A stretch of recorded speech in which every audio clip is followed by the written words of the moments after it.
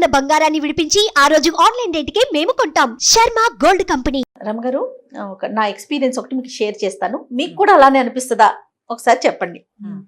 ఏంటంటే ఇప్పుడు ఏదైనా మనం దేవాలయానికి, తిరుమల తిరుపతి దేవస్థానానికి తిరుపతి వెళ్ళినప్పుడు వెంకటేశ్వర స్వామిని చూస్తాం కదా. బయటకు వచ్చేసిన తర్వాత ఎన్నిసార్లు గుర్తు చేసుకున్నా ఆ రూపు గుర్తుకు రాదండి. అలానే కొన్ని కొన్ని అమ్మవారి దేవాలయాలు కూడా కొన్ని అలా ఉండిపోతాయి, కానీ కొన్ని దేవాలయాలకు వెళ్తే గుర్తురాదు. తర్వాత మీరు స్టోరీలు చెప్తూ ఉంటారు కదా, అమ్మవారి స్టోరీలు. అలా చెప్పేటప్పుడు ఒకలాంటి ఫీల్, ఏదో అది మాటల్లో చెప్పలేము. అలా నాకే జరుగుతుందా? నేను మన కెమెరామెన్ మహేష్తో డిస్కస్ చేస్తే తను అదే అన్నాడు. మన ఫనీ ఉన్నాడు కదా, ఫనీ అయితే ఇంకా అసలు చెప్పనవసరం లేదు మేడం. నేను అది చూస్తున్నంతసేపు ఏదో ఒక ఫీల్, ఒకలాంటి, అది మాటలకి వర్ణించలేమన్నమాట. అలా అనిపిస్తూ ఉందని. ఏంటి మా ఈ ఫీల్స్కి కారణం ఏంటి? అది రమగారి స్టోరీలో ఉందా స్టోరీ అయితే, లేకపోతే ఆ భగవంతుడు అలా కల్పిస్తున్నారా? అంటే భక్తి భావం, భగవంతుడి మీద భక్తి. ఇప్పుడు మనకి మామూలుగా రకరకాల భావావేశాలు ఉంటాయి. ఒక్కొక్క దానికి ఇప్పుడు ఎవరైనా ఏడుస్తున్నారనుకో, ఆటోమేటిక్గా మనకు కూడా ఏడుపు వస్తుంటుంది. మనం ఆ భావానికి అంటే సన్నివేశానికి లోనైపోతాం.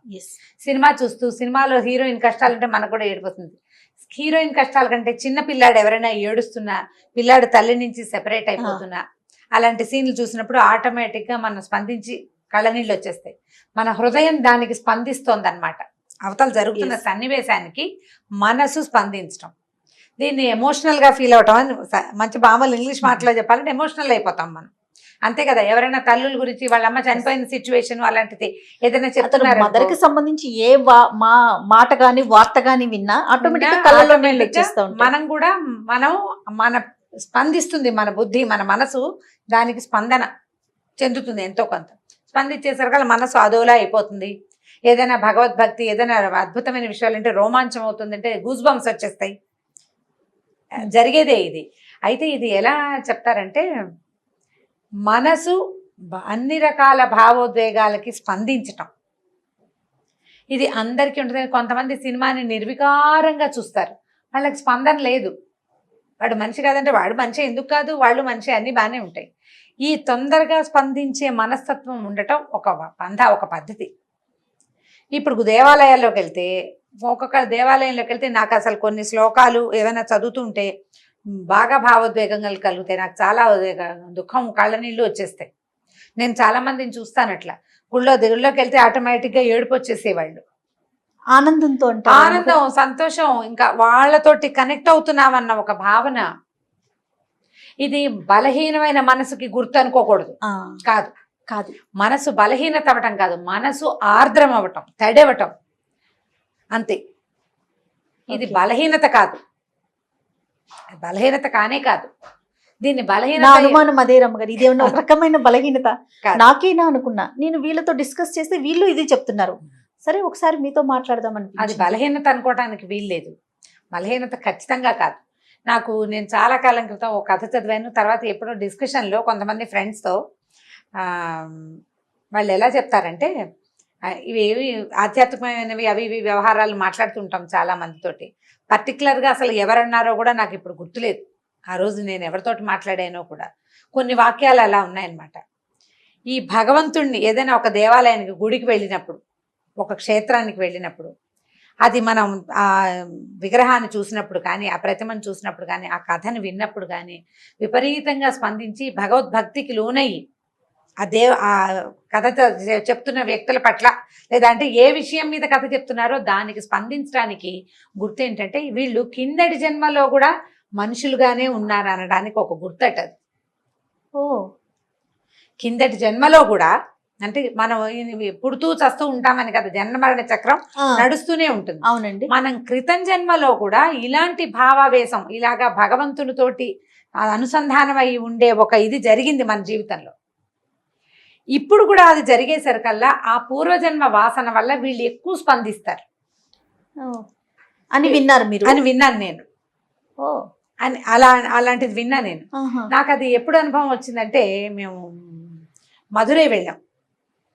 ఆ మధురై గుళ్ళోకి, టెంపుల్ లోపలికి వెళ్తూ ఉంటే నాకు ఎలా అనిపిస్తుంది, నేను మా ఇంట్లోకి వెళ్తున్నట్టు అనిపించింది జయ. నాకు మీనాక్షి అమ్మ టెంపుల్ కి వెళ్తుంటే ఆ 4 ప్రాకారాలు ఆ నడుస్తుంటే నాకు ఎలా అనిపిస్తుంది అంటే నేను బాగా చిన్న పిల్లని, ఒక 3-4 ఏళ్ల పిల్ల చాలా రోజుల తర్వాత సొంత ఇంట్లోకి వస్తే మన ఇంటికి వచ్చాం, ఓ నెల రోజులు ఎవరింట్లోనే ఉన్నాం, మళ్ళీ మన ఇంట్లోకి వస్తే ఒక రకమైన ఉద్వేగం, కాళ్ళు తడబడి లోపలికి వెళ్తుంటే ఇల్లు రమ్మని పిలిచేస్తూ ఉంటుంది మనం. అవును. అలా అనిపించింది నాకు. లోపలికి వెళ్తుంటే నాకు అసలు మధురై మీద అవగాహన లేదు. పూర్తి సత్యం ఇది. నేను మధురై గురించి ఎక్కువ చదవలేదు మేము వెళ్ళే నాటికి. అసలు దేవాలయానికి 4 గాలిగోపురాలు ఉన్నాయని కానీ, ఆ గుడి అంత పెద్దదని కానీ, అక్కడ ఇలాంటి ఇలా ఉందని కానీ ఏమీ తెలియదు నాకు. మధుర మీనాక్షి అంటే ఇంత ఎత్తు ఉంటుందని ఊహ నాకు, అంతే. ముఖ్యమో మీనాక్షి టెంపుల్ చాలా ఫేమస్ కదా. ఆ మీనాక్షిది అదేదో సినిమాలో ఏదో సెట్ చూసాం. అవునండి. అదే తప్ప నిజంగా టెంపుల్ మీద ఏమీ అవగాహన లేదు. ఆ లోపలికి వెళ్తూ ఉంటే ఎంత ఉద్వేగం అంటే నా పొట్టలో ఎలా ఉందో చెప్తే మీకు నవ్వొస్తుంది కూడా. పెద్దగా ఉయ్యాల ఊపులుగుతాం. ఆ ఉయ్యాల పై దాకా వెళ్ళాక వదిలేస్తే ఆ ఉయ్యాల కిందకి దిగుతుంటే కడుపులో ఒక రకంగా ఉంటుంది. అవునండి. ఎంత ఉద్వేగం అంటే ఓ దిగులో, దుఃఖమో, భయమో ఏమిటో తెలియదు అది నాకు.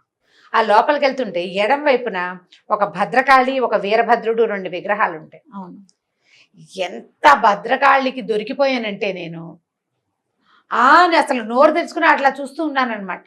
అసలు దాని మీద నుంచి నా దృష్టి రాలా. అది నేను ఇది వరకు చూశానని నాకు అనిపిస్తుంది. కానీ అదే ఫస్ట్ టైం నా జీవితంలో మొదటిసారి. ఇప్పుడు ఎందుకు కలిగింది ఇలాంటిది అంటే, ఇది నేను ఇంతకు ముందు చూసి ఉండొచ్చు, ఇప్పుడు ఈ జన్మలో కాకపోయి ఉండొచ్చు, కిందటి జన్మలో నేను అక్కడ ఉన్నానేమో. అది ఆ జ్ఞాపకం నన్ను పట్టుకుని ఉందన్నమాట బ్రెయిన్లో. నేను ఆ ఫీలింగ్ వల్లే నా ఫ్రెండ్స్ ఎవరో చెప్పిన ఈ గత జన్మ వాసనని అప్పుడు నమ్మాను నేను. మీరు అనుభవించాక? నేను అనుభవించాక. ఎందుకంటే నాకు ప్రపంచంలో అత్యంత ఇష్టమైన ప్లేస్ మా అమ్మ వాళ్ళ ఇల్లే. మా ఇల్లే చాలా ఇష్టం. అసలు నాకు సొంతంగా ఇల్లు కట్టుకోవటము, ఇంట్లో అవి ఇవి అలంకారం చేసుకోవడం, వాటి మీద ఏ ఆసక్తి లేదు. అత్యంత పెద్ద విశాలమైన బాగా గాలి వెళ్తురు వచ్చే ఇంట్లో చాలా సంవత్సరాలు పుట్టి పెరిగాను నేను. నాకు ఫేవరెట్ ప్లేస్ ఇంకేది లేదు, అదే ఇల్లే. ఇక్కడికి వెళ్తే ఈ మధురై టెంపులే నా ఫేవరెట్ ప్లేస్ అనిపించడం మొదలుపెట్టింది నాకు. ఏ పక్క నుంచి ఎటు నడుస్తున్నా నా కాళ్ళకి మా చిటుకుడూరులో మా ఇంటి స్పర్శ ఇది నాకు తెలుసు అన్న భావన తప్ప నేను అసలు టెంపుల్లో ఎలా నడుస్తున్నానో, ఎలా నుంచున్నానో, ఏం చేస్తున్నానో కూడా నాకు తెలియదు. ఇప్పుడు ఇది ఎందుకు కలిగింది అంటే అది నిజమై ఉండాలి. ఈ భావోద్వేగాలు కలగడానికి ఏదైనా కొంతమంది వ్యక్తులను చూస్తే వీళ్ళు మనకి ముందే తెలుసని ఒక ప్రీతి కలుగుతుంది. అవునండి. అవన్నీ కూడా ఇలాంటిది అయ్యి ఉండొచ్చు. మీరు ఒక స్థలానికి వెళ్ళారు, లేదంటే ఒక వ్యక్తిని చూస్తారు, మరి మాకు విన్నా కూడా ఆ ఫీలింగ్ ఎందుకు వస్తుంది రమ్మ? ఎందుకు వస్తుంది అంటే ఇప్పుడు అది మనకి కింద జన్మతోటి కొంత రిలేట్ అయ్యి ఉండొచ్చు. మన బుద్ధిలో సబ్ కాన్షియస్ లో ఎక్కడో, అంటే పూర్వజన్మ వాసనలు అని వింటుంటాం మనం. అవును. గత జన్మ వాసనలు. వాసన అంటే అదేంటంటే ఆ విషయం లోపల ఎక్కడో హిడెన్ గా లోపల పొరల్లో ఉంటుంది, మన ఆత్మ తాలూకు పొరల్లో. మనకి అన్నమయ, మనోమయ, విజ్ఞానమయ కోశాలన్నీ కోశాలు ఉంటాయి. ఆ కోశాలు ఇప్పుడు మనిషి మరణించిన తర్వాత అన్ని పోయి ఆ విజ్ఞానమయ కోశం ఏదో మిగిలిపోతుందట. మిగిలినవన్నీ పోతాయి. పంచప్రాణాలు చెప్తుంటాం కదా, ఈ విజ్ఞానమయ కోశంలో ఇవి వాసనా రూపంగా మిగిలిపోతాయని. ఆ మిగిలిన వాటి వల్లే మనకి ఇప్పుడు మన ఇంట్లో ఎవ్వరికీ సంగీతం రాదు, కానీ ఓ పిల్ల సాధారణంగా సంగీత సామ్రాట్ అయిపోతుంది. మన ఇంకా వంశంలో లేని ఒక నాట్యకళ, మన వంశంలో లేని ఒక రచన సడన్ గా ఎందుకు వస్తేనే ముందు తరాల్లో ఉంది అని చెప్పుకోవచ్చు ఒక పాయింట్. వీళ్ళకి ఈ కారణానికి పూర్వజన్మ తాలూకు బలమైన వాసనలు కారణం అవుతాయని ఒక పాయింట్ చెప్తారు. ఇది ప్రూవెన్ సబ్జెక్టా? ఇదేంటండి ఇదేదో మీరు విచిత్రంగా చెప్తున్నారంటే, భగవద్గీతను కనుక బాగా చదివితే, ఎక్కువ సార్లు దాని అర్థంలోకి వెళ్తే ఇది అర్థమవుతుంది. నేను మధురై వెళ్ళి 2-3 ఏళ్ళు అయింది, 2 ఏళ్ళు అయింది. ఇప్పుడు భగవద్గీత చదువుతుంటే నాకు అది ఇది దగ్గరగా అనిపించడం మొదలుపెట్టింది అనమాట. నేను చెప్తున్నాక మధురై టెంపుల్ ఎలా ఉందంటే, ఇప్పుడు అవకాశం దొరికితే నాకు మధురై వెళ్ళిపోవాలనిపించేంత ఉంది దాని మీద. ఎక్కడ ఏ మూలాల్లోనూ మాకు అవకాశమే లేదు. మా తాతగారు నాయనమ్మ కూడా చూసినట్లేదు మధురైని. మరి నన్ను ఎందుకు పిలిచింది? ఓకే. అలాగే ఇప్పుడు మనం మీరు చెప్పినట్టు తిరుమలలోకి వెళ్తామా, వెంకటేశ్వర స్వామిని చాలా చూడ్డానికి ట్రై చేస్తాం, అవును. అనుకోకుండా మన కళ్ళు మూసుకుపోతూ ఉంటాయి, ఆ, ఇలా అనేస్తాం. అవును. చేతులు జోడించగానే కళ్ళు ఆటోమేటిక్ గా మూసిపోతాయి. కళ్ళు మూసుకోవద్దు, కళ్ళు తెచ్చి స్వామిని చూడండి అని చెప్తుంటారు కొంతమంది, అవును. హెచ్చరిస్తుంటారు. ఓ చూస్తాం, ఏదో దగదగాయమానంగా ఉంటుంది, అంతా గందరగోళంగా కనపడుతుంది. ఈ తోపుడులో కొన్నిసార్లు చూడలేకపోతాం కూడా. స్పష్టంగా చూసినా బయటకు వచ్చాక కళ్ళు మూసుకుంటే కళ్ళ ముందు వెలుగుంటుంది కానీ రూపం రాదు. అవునండి.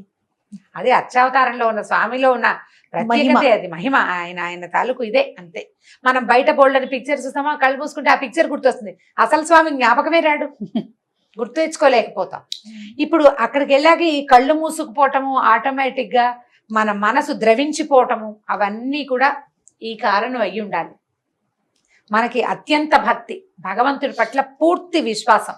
మీరు అమ్మవారి కథ విని మీరందరు, మీకు నాకు ఎలాంటి ఎక్సైట్మెంట్ ఉందో మీకు కూడా Same. అలాంటిదే ఉంది. అవును. కానీ చెప్తాడు, విన్నప్పుడల్లా అది మళ్ళీ ఆన్ చేసినప్పుడల్లా నాకు గూస్ బంప్స్ వస్తాయి మేడం అంటాడు. దానికి లోబడటానికి కూడా ఏంటంటే ఇలాంటిది కదా, అతి అపరిమితమైన విశ్వాసం భగవంతుడి పట్ల. ఉన్నాడో లేడోనన్న డౌట్ లేదు మనకి, ఉమ్, గ్యారంటీగా శక్తి ఉందని నమ్ముతున్నాం మనం. అది ఎంత ప్రగాఢమైన విశ్వాసం ఉందో అంత గూస్ బంప్స్ వస్తాయి. అవునండి. విశ్వాసాన్ని బట్టే కదా. ఇలాంటిది ఒకటి ఉంది, అదే మనల్ని నడిపిస్తోంది. చరాచర జగత్తుని, సృష్టిని నడిపించేది మనం కాదు, సైన్స్ కాదు, శక్తి. ఆ శక్తిని మనం నమ్మితే ఆటోమేటిక్గా మన లోపల ఉంటుంది అది. ఇప్పుడు నేను నమ్ముతాను నమ్మను, నువ్వు నోటితో చెప్తావు చెప్పవు, లోపల మనసుకు తెలుసు కదా, లోబడిపోతుంది ఆ మనసు దాని మీదకి. ఈ లోబడ్డము బలహీనత కాదు, దాన్ని బలంగా భావించండి. అది బలం, అది బలం. ఇప్పుడు ఏదైనా సమస్య వస్తే అది మనని రక్షిస్తుందన్న విశ్వాసం ఉంది మనకి, ఖచ్చితంగా. అది ఏమైపోతానో నేనన్న భయం ఏది మనకి? భయం లేదు. ఎందుకంటే మన వెనకాల ఒక దండధరుడైన ఒక వ్యక్తి నుంచున్నాడు అనుకో. ఇప్పుడు నువ్వు ఎక్కడికో వెళ్ళావు, నీ వెనకాల పెద్ద జమా చెట్టి ఉన్నాడు, 6 అడుగులు వాడు 2 కర్రలు చేత్తో పుచ్చుకున్నాడు, నీ మీదకి ఎవడన్నా సరే 2 కర్రలు పెట్టి కొడతాడు వాడు. బలం కాదు అది. ఖచ్చితంగా. నువ్వు ఎందుకో ఈ వెనకాల మనిషిని తెచ్చుకున్నావు, భయమా నీకు అంటే భయం కాదు, అది వాడే నీ బలం. ఈ శక్తే మన బలం, ఈ విశ్వాసమే మన బలం అని భావించాలి. ఈ మొత్తం భారతీయతలో ఉన్న ప్రధానమైనది ఏంటంటే భగవంతుడి పట్ల విశ్వాసం, నమ్మకం. మనం అది కలిగి ఉన్నామా ధైర్యంగా ఉంటాం. ఆయనకు రూపం ఉందా లేదా, ఇలాగే ఉంటాడా, శంఖచక్రధారిగా ఉంటాడా ఉండడా, లేకపోతే త్రిశూలధారిగా ఉంటాడా, లేకపోతే సింహం మీద ఎక్కి కూర్చుంటుందా, లేకపోతే పులి మీద ఎక్కి కూర్చుంటుందా, లేకపోతే ఏ కొండ ఎత్తుకుని ఎక్కడికైనా ఎగురుతూ వెళ్తుందా, అవేం అక్కర్లేదు నీకు. ఇదంతా ఒకటే, ఇది మనతోటి ఉంది, అదే మనని నడిపిస్తోందన్న విశ్వాసం వల్లే మనం దేవాలయాల్లో ఉద్వేగభరితంగా ఉంటుంది. ఒక భగవత్ సంబంధమైన కథ, హరికథ, పాట, పద్యం, శ్లోకం ఏది విన్నా ఎక్సైట్మెంట్. నాకు నల్లని వాడు పద్మనయనంబుల వాడు పద్యం చదువుకున్నా ఎక్సైట్మెంట్ వస్తుంది. రావడానికే ఉంది, కృష్ణుడిని ఊహించుకుంటాం, అది ఆయన మనతో ఉన్నాడు అనిపిస్తుంది. మన లోపల ఉన్న భగవంతుణ్ణి మనం చూడగలగటమే మన అదృష్టము, మన బలము. మనకు వచ్చే గూస్ బంప్స్ కి ప్రధానమైన కారణం మనలోనే భగవంతుడు ఉండటం. ఏమీ లేదు రెండో పాయింట్, అంతే. సూపర్, అద్భుతం. నమస్తే రమగారు. నమస్తే.